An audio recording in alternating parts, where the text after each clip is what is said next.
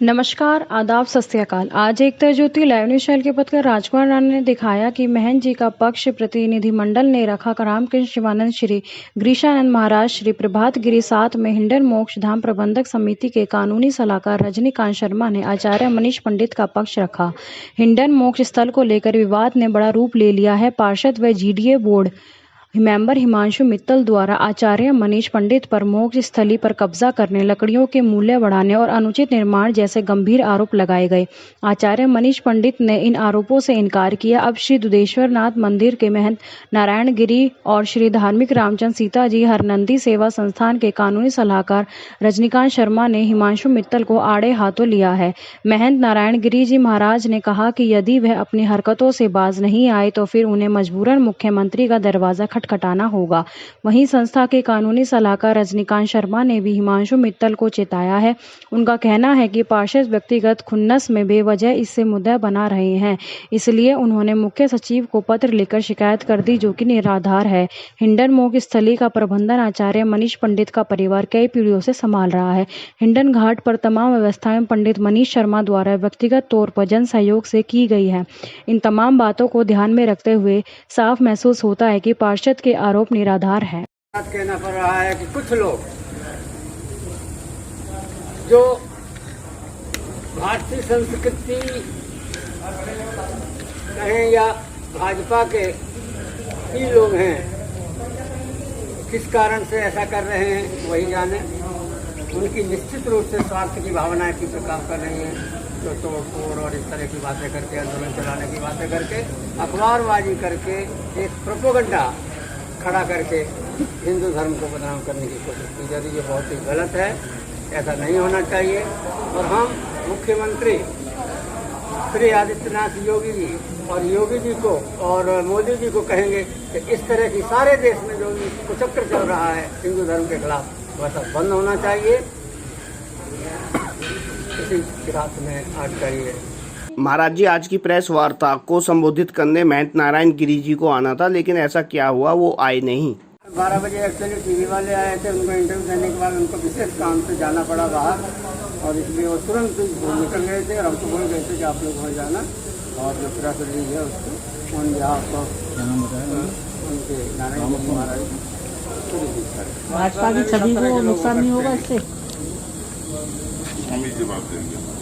भाजपा बहुत तरह के लोग आ गए हैं, चलती हवा को देखकर आ गए हैं, और इस तरह के लोगों की मनोवृत्ति को नहीं कहा जा सकता कि उनकी भाजपा की या भारतीय संस्कृति की या हिंदू धर्म की मनोवृत्ति है। इसलिए वो लोग ऐसा कार्य कर रहे हैं।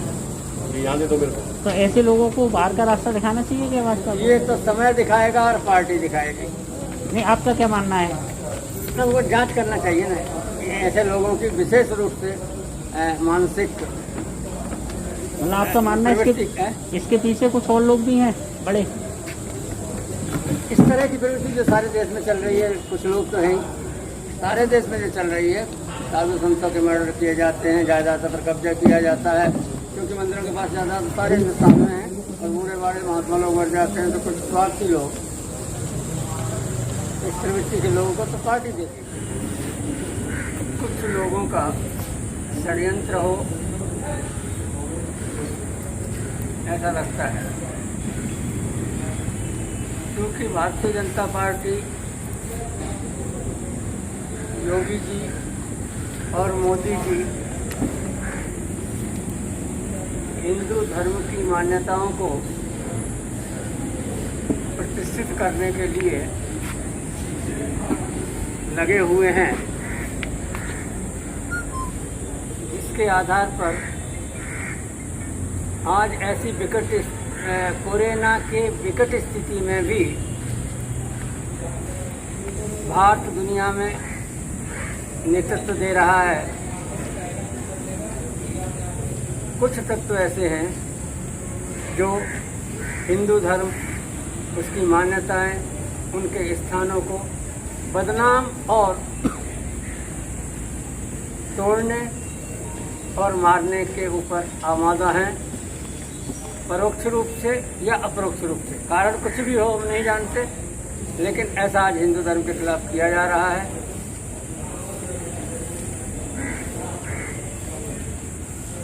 जो गलत हैं। जहाँ तक इस स्थान का सवाल है,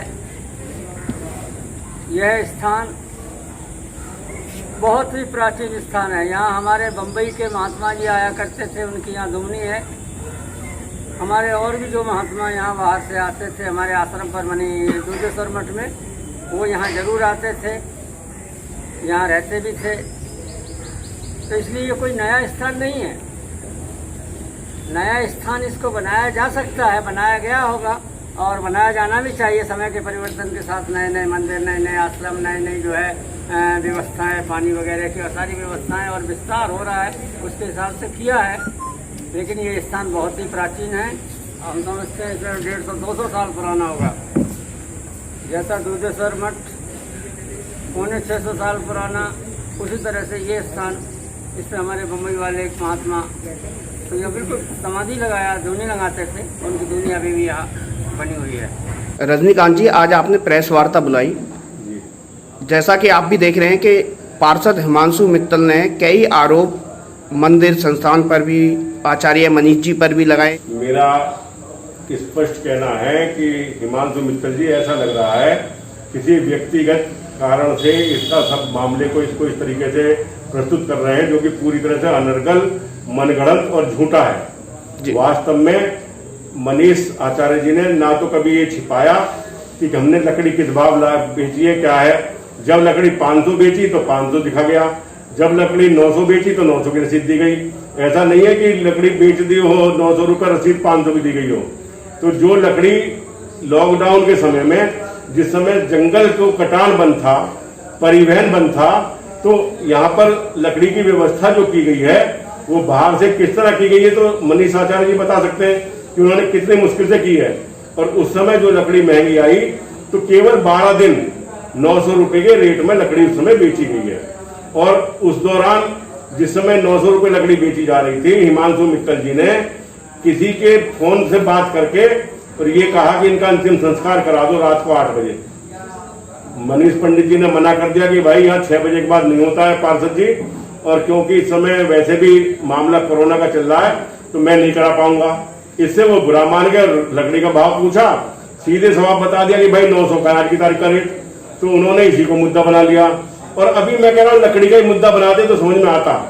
आप महाकाल की मूर्ति के यहाँ देख बैठे हैं, आप यहाँ देखिए महानंदेश्वर जी जो हैं, इसको अवैध बता रहे हैं। जैसा कि उन्होंने आज एक बयान दिया है कि मंदिर जो बनाया गया है वो अवैध बनाया गया है, उसका ध्वस्तीकरण किया जाए। उसके बारे में आप क्या कहना चाहेंगे?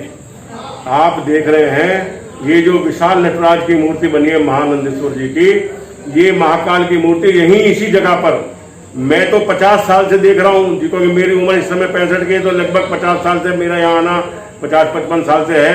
यहाँ धूनी थी जिस पर साधु महात्मा और अघोरी अपने कार्य करते थे, हवन करते थे। और ये महाकाल का स्थान था जिसका संकल्प लिया था मनीष जी ने कम से कम 15-20 साल पहले इसको निर्मित कराने का। और वो उन्होंने आज आपके हमारे सबके सहयोग से और ये जीर्णोद्धार करा के इतना बढ़िया भव्य मंदिर ये बनाया है। और ये मंदिर कहीं एक भी इंच किसी सीमा में नगर निगम की में नहीं है, क्योंकि जहां आप बैठे ये सिंचाई विभाग का स्थान है और ये प्राचीन स्थान है। कम से कम 150-200 साल से ये सब स्थान निर्मित है और आज भी दाएं बाएं आप देखेंगे तो उसी सीमा में है। तो कोई अवैध निर्माण है। तो यही तो मैं कह रहा हूं कि आज वो लकड़ी के मुद्दे से लेकर अब अवैध निर्माण, मंदिर ध्वस्त, पारिवारिक साम्राज्य और यहाँ नगर निगम का अधिग्रहण, सब मुद्दों पर पता नहीं क्या क्या नरगढ़ बकरे। और आज की तारीख में तो उन्होंने एक कदम और बढ़ गए आगे। अब तो ये कह रहे हैं कि जो ये विद्युत सुविधा केंद्र खराब पड़ा है, ये भी मनीष पंडित ने खराब करवा रखा है इस वजह से ताकि लकड़ी बिक सके। यानी नगर निगम की भी मिली बगैर मनीष पंडित से हो गई। तो आज जो मैंने तो ये मांग उठाई और आपके माध्यम से फिर मैं मांग करता हूं कि हिमांशु मित्तल जी को विद्युत सुविधा केंद्र का इंचार्ज बनाया जाए और जितनी अवैध रूप से ये बेच रहे लकड़ी उसको रोका जाए। हम लोग जो कह रहे हैं लकड़ी अवैध बेच रहे हैं तो रुक जाएगी जब वो वहां निःशुल्क ले लेगा, क्योंकि ना लकड़ी लगनी, ना आचार्य को देना, ना कुछ होना। तो विद्युत सुविधा केंद्र का इंचार्ज हिमांशु मित्तल जी को बनाया जाए। मेरी पुरजोर मांग है कि उनको बनाया जाए ताकि वो कम से कम यहाँ 2-4 दिन रह के यहाँ की व्यवस्था तो देखें। एक दिन देंगे नहीं, लेकिन विरोध के लिए विरोध करना, इसकी मैं भरे और शब्दों में निंदा करता हूँ। जैसा कि लावारिस सब आते हैं तो उनके कार्यक्रम करने में, जैसे अंतिम संस्कार किया जाता है, तो उसके लिए खर्चा कहाँ से वहन किया जाता है?